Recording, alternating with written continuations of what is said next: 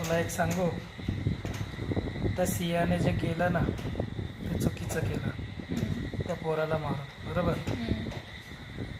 परंतु आता पुढे पोरांनी आणि पोरींनी यापुढे काय दक्षता घेतली पाहिजे, काय दक्षता घेतली पाहिजे, तर खास करून मुलांनी जिथे जायला नाही पाहिजे तिथे गेलं नाही पाहिजे.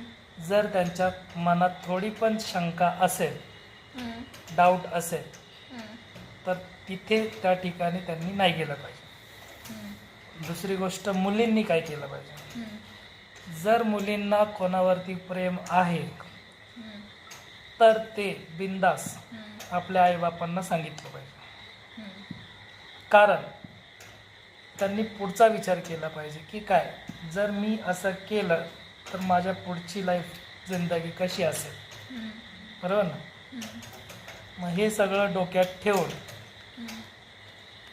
फॅमिलीची इमेजचा विचार न करता मुलींनी आणि मुलांनी आपलं पुढची लाईफ कशी असेल हे सगळं कृत्य करण्यामागे हे सगळं लक्षात ठेवून ही घटना करू नये. ठीक आहे ना. तुमचं एखाद्यावरती खरंच प्रेम आहे, जास्त प्रेम आहे, आईबापांना सांगा.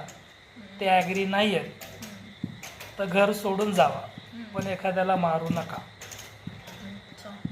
आणि जर तुम्हाला असं वाटतंच आहे की मारल्याच्या नंतर आपण वाचणार, हे कधीच होणार नाही. पोलीस कसं ना कसं तुमचा शोध काढणार. मग दृश्यम बघा नाही तर काही बघा, तो काय फायद्याचा नाही. पोलीस तुम्हाला शोधणार. समजलं. तर काळजी घ्या पोरांनो, काळजी घ्या आणि मुलींनो पण काळजी घ्या.